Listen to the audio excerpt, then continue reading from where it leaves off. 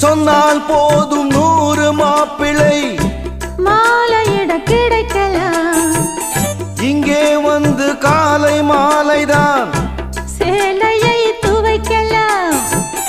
என்னை போல நல்ல மாப்பிள்ளை வாய்ப்பதொரு அதிசயம். என்னை நீயும் ஏற்றுக்கொண்டது பாவையன் பாக்கியம். நெடுநாட்கள் எங்கும் ஏக்கந்தான் இந்நாள் இங்கு தீர்ந்தது. இல்லையா பின்ன?